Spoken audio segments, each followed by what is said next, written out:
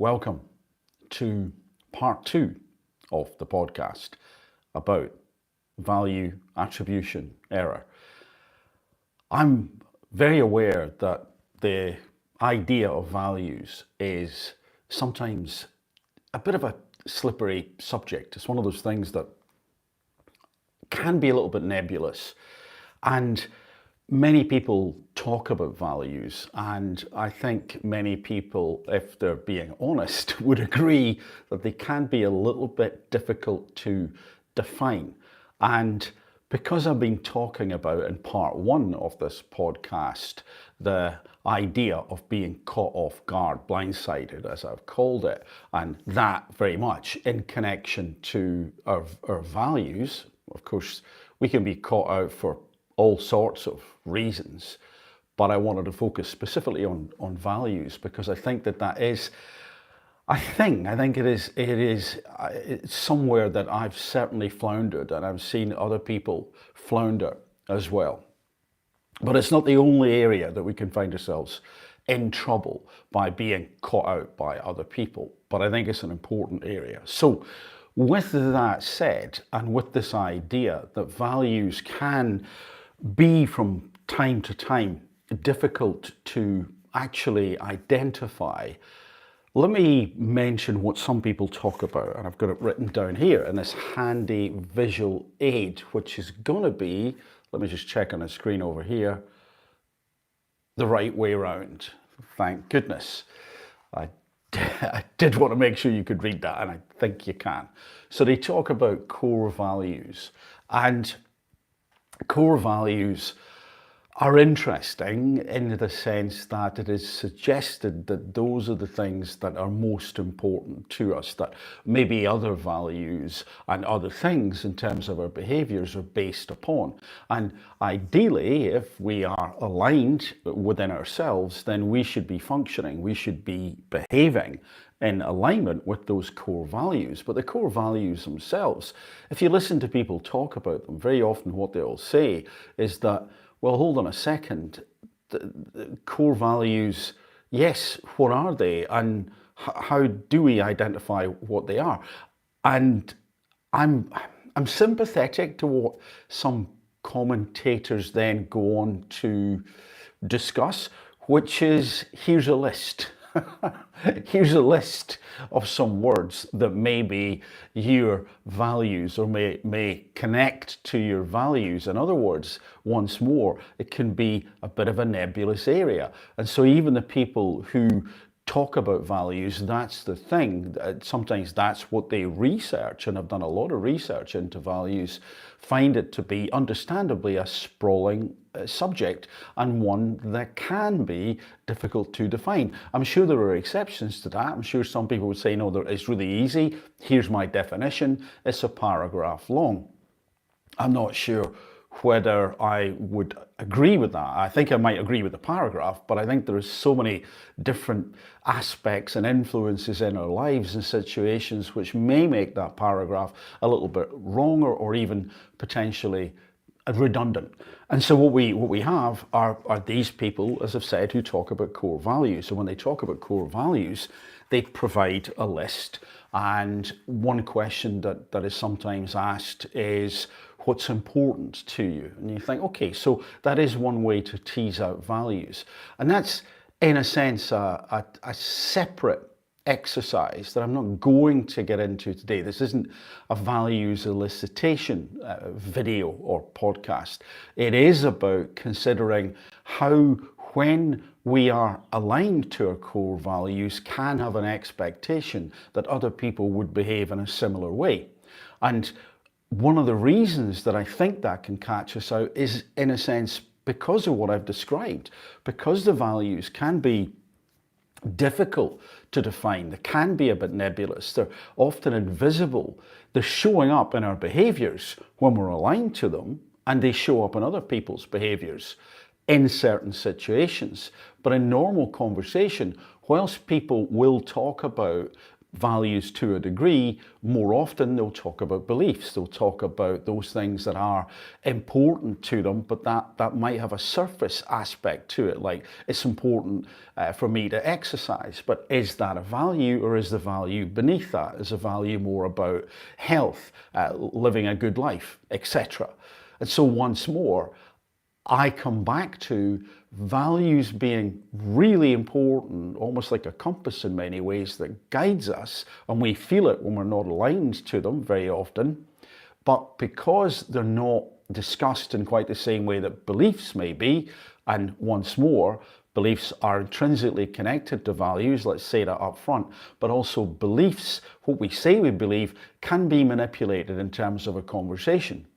We may say things to curry social favour, to fit into a group. Other people may be deceiving us because they tell us this is what they believe, but in actual fact, it is just simply to manipulate. And so I come back to values are important. Now, you may also be saying to yourself, well, hold on a second, values, yeah, but they're written everywhere, aren't they? People talk about them. I'd say people talk about them less than corporations. I'd say that there's a performative aspect to the values that are written down. Corporations talk about them. They'll often pin them to a wall on a poster and say, you know, we value this, we value integrity, we value the customer, etc. And once more, is that true in terms of the behaviours? It looks good in the corporate report, it looks good potentially for the shareholders, but is that how people behave? And it may be. It may be. And politicians will talk about values, but again, maybe also we might see a disconnect in there, certainly with some politicians. And so, where does that leave us?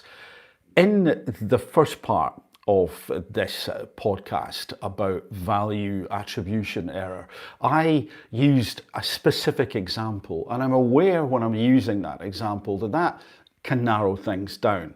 It can sort of collapse the wave function. It can cause me to sound like I'm saying, so this is where it can show up. And I gave the example of someone who maybe was trying to isolate us, and someone who perhaps was showering us with praise and favouring us with an agenda behind it. And I said that if that is the case, be careful, particularly if your intuition is telling you, there's something going on here, I don't quite know what it is.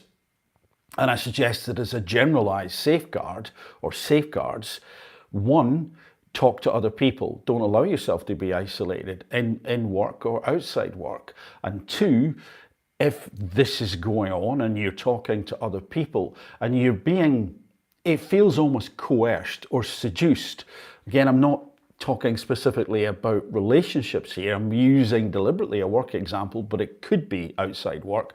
But if you're feeling that you're being seduced in a non-romantic way, I'm talking about, in a way that is just kind of, well, look, drink the Kool-Aid and come over here and it's all going to be great, and it just feels a little bit wrong, and you're asked to do things that you think seem to be a little bit off, just outside normal parameters, then politely contradict it, challenge it.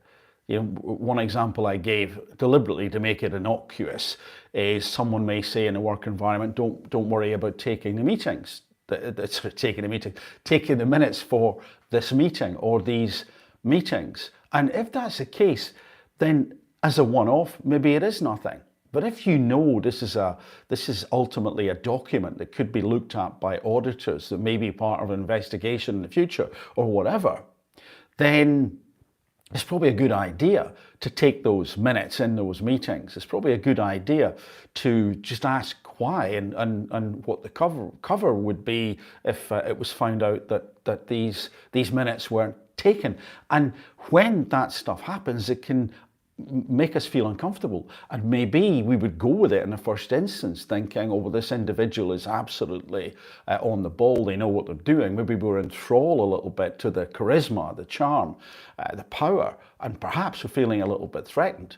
But even if we don't challenge it the first time, then I think if this goes on, we have to politely say, well, I'm not sure I agree, or indeed, just in this example, take those minutes in those meetings. And if that individual gets angry about it, gets obviously upset, then for me, that's a red flag. There are already a couple of red flags, the charm offensive, when your intuition's saying something's going on here, the tendency for people to want to isolate us, again, maybe that's just innocent, but and maybe we're misreading it, but again, if your intuition is saying there's something going on, and when you're then asked to do some stuff that just doesn't seem quite right, and then you do those things or question, and this individual gets angry, irritated, or goes in a huff, tries to manipulate you by withdrawing attention, etc., then again, the red flag. So, having said all that and talked about a specific example, what I was then thinking could be important for us to look at is how could we broaden that out? How could I talk about situations where I've no idea what they may be for me coming up, I've no idea what they may be for you coming up. And then I thought, well, actually, there is a sort of generic way that we could look at it, and it would definitely encompass values, and that is to consider this handy little graphic. And what I'm suggesting is that on this side, we have pro-social, and on this side, we have antisocial. Now, you've possibly heard of pro-social behavior. You've possibly heard of antisocial behavior. I'm gonna presume that you have heard of antisocial behavior, and I'm going to presume that you have heard of pro-social behavior. Pro-social behavior, as the name implies, is something that we do which benefits our social group. And that could be very wide, it could be narrow, it could be family, it could be neighbours.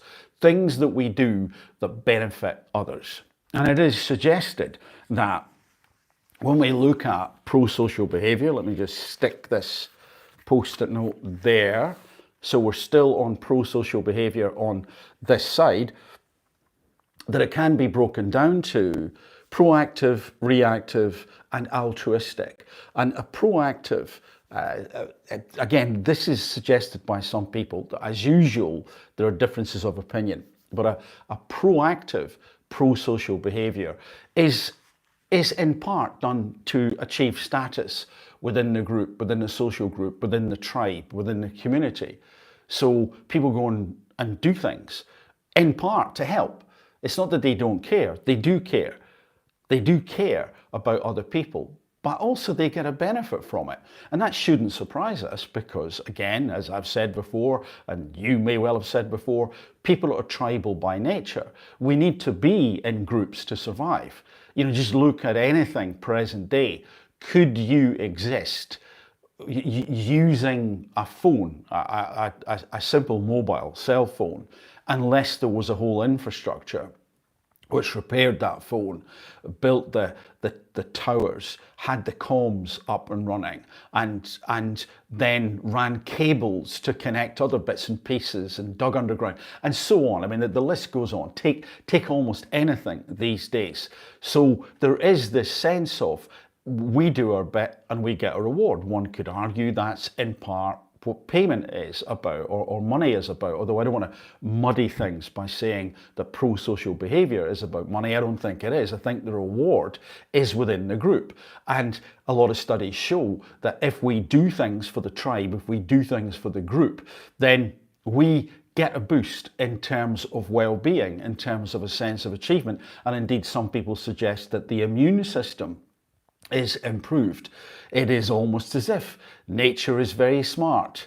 And I think nature is very smart and says, well, if you want to survive as a group or as a tribe, then you're going to get some reward if you help that group. And so the proactive thing, which can give people status or status, if you want to pronounce it that way, it's not a bad thing. It's just one explanation, and some people disagree about why we would indulge in pro-social behaviours.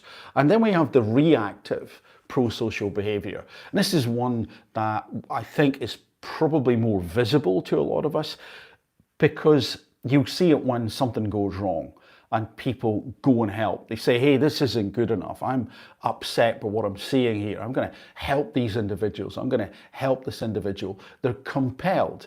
And again, is there something about looking good in there, performative? To a degree, and I think you can see this on social media sometimes, where people post the latest thing. Sometimes that's all they do, so it's not really pro-social at all. Again, it's just performance.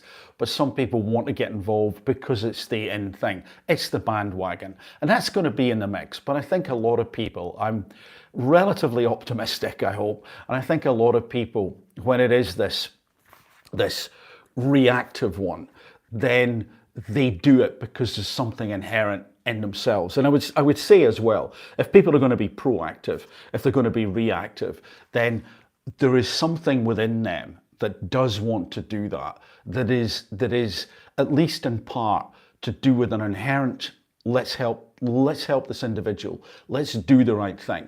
And I would suggest that that is connected to values. Some people postulate that values are actually formed at a very young age, and that our environment, parents, I suppose friends when we're that young, social groups, families, etc., have an impact. I'm certain that they do. Does that mean that those values are fixed? Unknown. Probably not, at least for some people. But there is an impact, and often they're unconscious. When's the last time you jumped up and said, oh, look at that individual, I need to go and help them? Where does that come from? And it is connected, of course, to empathy. This is underlying pro-social behavior. We need to feel it. If it is coming from a place of caring. So once more, I'm not saying that proactive and reactive don't have caring within them. There isn't a value in there which is saying, someone's in trouble, I need to help. Absolutely, I think this is the case. I think there's definitely empathy in there. Some people are built that way, wired that way, or maybe got conditioned that way. And that's probably you. And I think it's me. Am I always pro-social? No, of course not. But generally, I'd say yes. And then we have this one here, altruistic, in terms of pro-social behavior. And you've probably heard of altruism before. And this is the one that some people suggest is the core. It is the core in terms of pro-social behavior. In the sense that it's pro-social without any strings attached. We're not doing this to look good at all. We do it because it's the right thing to do. We do it probably because it's connected to our values. And some people also argue that no, ultimately people are altruistic because they hope and sometimes engineer it so people see this altruism. They see that they donated all that money and I don't want anything in return, and they don't take anything in return, but they know they get an element of kudos from that. Is that such a crime? I don't think so, not at all. And I think there's a benefit to it. Once more, when we look at proactive and reactive and altruistic behaviors in terms of pro-social behaviors, then there is no issue in my mind that people benefit from it. It's constructed that way. I suspect nature has constructed it that way. So it's not to say that's bad. I think on this side of the pro-social to anti-social spectrum, then this stuff is good. And I would suggest that there is something about values and a value set there, and potentially core values, that we do that stuff. Just think about it in terms of pro-social, that you go and do something and you think this is the right thing to do, whether it's proactive, whether it's reactive, whether it's altruistic. You feel it. You kind of compelled to do it. It's like, I couldn't ignore it. There's no other choice. Why wouldn't I go and do this thing? This is the right thing to do. And you've heard me talk about the right thing to do before. And I think this is an example of it. Pro-social, very generic, deliberately, as I said, I've opened this up from the first part of this little podcast, this part being live, and this is good, in my opinion. This is an example of us doing things potentially unconsciously. Yes, consciously we've got to think, how do we help that individual? But that unconscious need, essentially, we're compelled almost to go and do it. We think about the detail, but there's no question we need to go and help. And yeah, part of us may be aware, it's going to look okay as well, it does me no harm, but that's not the driving force. I don't mean to suggest that there's a deviousness up intrinsically in this part of the spectrum. I don't think so. I think there can be other agendas at play for sure, but this compulsion to go and help is in part at least connected to values, and also in part probably connected to empathy, which one could argue is going to, swirl round and round with values, of course. But I don't want to complicate it anymore. I'm trying to simplify it. And so let's then drift across this side to antisocial. And you've probably heard of antisocial behaviors. You may also have heard of antisocial personality disorder, of course. So let's look at that. Let's look at the extreme. And if we have antisocial personality at play, then a couple of things, if I put that there, you will see are crime and nuisance. So when we go to the extreme and we look at antisocial behavior, and indeed connections to antisocial personality disorder, but let's park that at least for the moment, antisocial behaviors generally revolve around crime and nuisance. Could be threat, intimidation, aggression, etc., but crime and nuisance. And so what we can see here is we have this spectrum, albeit pretty basic, between doing things that are pro-social, that may be altruistic, that help other people, that we're compelled to do a lot of the time, not necessarily all of the time, but on average, we do it without thinking about it. My suggestion is that is connected, amongst other things, to values and potentially to those core values. And over here, we have individuals and people who care not at all for that, who probably don't think about it. And if they ever did, then it's long gone. And what they indulge in are things that, well, it's to do with them. It's to do with their gratification. It's to do with their needs being met. It's selfish rather than selfless. So we have selfless here and selfish over here. And probably a lack of empathy. So I've said that empathy is I think, part of this mix. And I've talked about empathy in the past. And over here, we have people who lack it, or at least compared to these people, it is attenuated greatly. They don't care. There could be other reasons. People can do things in the spur of the moment. Maybe it doesn't define their whole personality. They can indulge in these things. They get carried away. They have a bad day, a really bad day, all sorts of stuff. But on average, generally speaking, I think these are the differences.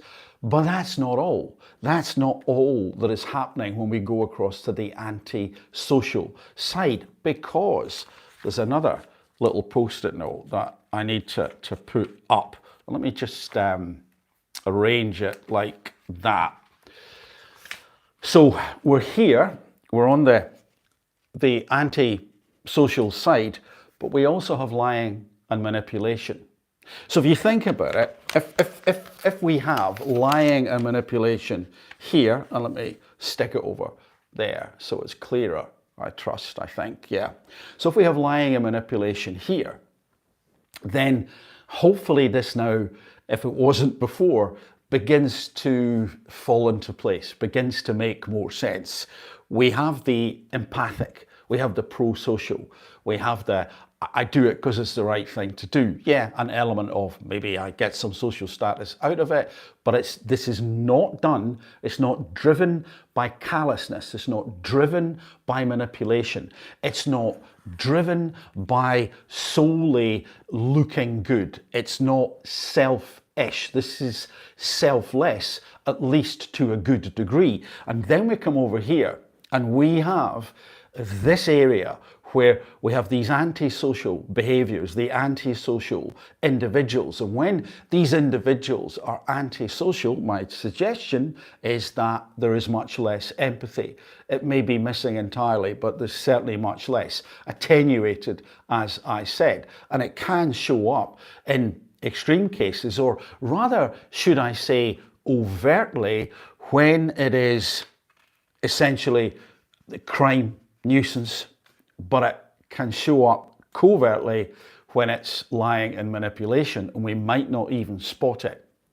And so, if you then consider the first example in part 1 of this little podcast about value attribution error, I, as I mentioned, gave this example, a specific example, and I know there's an inherent challenge in doing that because in the minute you narrow things down, it can sound like I'm saying, so if it's someone who's being charming or it's someone who's being a little bit coercive and isolating, just an example, and it's a tiny example amidst a myriad of actual things that can cause us problems, cause us challenges if we're not careful. But when we broaden things out, I would suggest and consider it along this spectrum, pro-social, antisocial, and also then focus on the lying and manipulation, I hope that this makes more sense. This suddenly allows you and me to say, right, okay, so whatever those values are, that we have, those core values, maybe they're difficult to express, but probably, in this example at least, it would be that I value helping people. I believe it's important to help them. I value it. I value a safe community. I value a safe culture, but I value a culture within which we actually help each other. When we get knocked down, we help each other back up. We help each other when we're in trouble. And of course, this can be within families. It doesn't always have to be the wider community, not at all. But that would be part of it. The family's part of it. But then, when we consider individuals who are here, then if you think of the name antisocial, they're not interested in that. There's nothing social about it. It is indeed the antithesis of pro-social. And when those individuals are in the mix, then we can have a society, a culture, a group, a business, a team, an organization that is corrupted. It is in a state of potential disarray. There are tensions and strangenesses in the air that our intuition may be picking up, but we won't necessarily know why we have those feelings. And when we are in that antithetical place, when we are in an environment within which it only takes one, there is one individual who's antisocial. Maybe there's a group, and maybe the culture is like that, which to me is like, get out. That's a bit of a hellscape. But with one individual who's like that, it can be so damaging because we're kind of running about here going, well, we're all different. We all make mistakes. We can be a bit selfish now and again. But by and large, I know you'll have my back. I know you'll tell the truth. And it might be a white lie, but for the fundamental stuff, then yeah, you're gonna tell the truth. You're gonna own up. You're gonna say I got it wrong. You're gonna act with integrity. You're gonna do the right thing when no one's looking, and so on. And in the mix, if you've got, let's call them a bit of a predator who doesn't care, they've no empathy. It is about them. It is selfish as opposed to selfless. And potentially also amidst the lying and the manipulation, there is a lack of conscience. And once more, that then brings us around to, so are we talking about the psychopath? Are we talking about the narcissist? Are we talking about the Machiavellian type? Maybe, but as I said in part 1, labels we've got to be careful of. Labels tell us something, and to categorize and understand, they can definitely be useful. I'm not saying don't use them, but in a sense, I want to urge caution, because if I have a definition of a psychopath, a narcissist, a Machiavellian type, we may miss things because we think, oh, they're not like that at all. But it doesn't matter if the lying and the manipulation is in there.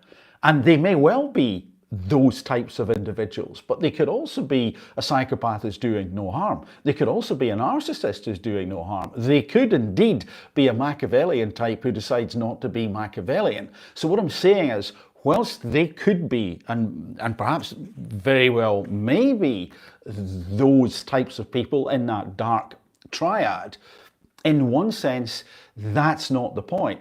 The point is their behaviors. The point is that we in our midst can have people who do not have the same moral compass. They care not for the ethics, although they may adhere to them and may have that performative thing going on. They may be virtue signaling, but in actual fact, what they're doing is scheming and manipulating. And then it is only when the wheels come off, when something goes on, they behave in a certain way, they act in a certain way, they say a certain thing, that we go boom, and the light bulbs come on, and the alarm bells. Oh my goodness, look at what they've said, look at what they've done. I would never do that. No, you wouldn't do that, because you're empathic, you have a conscience, you're more pro-social than anti-social.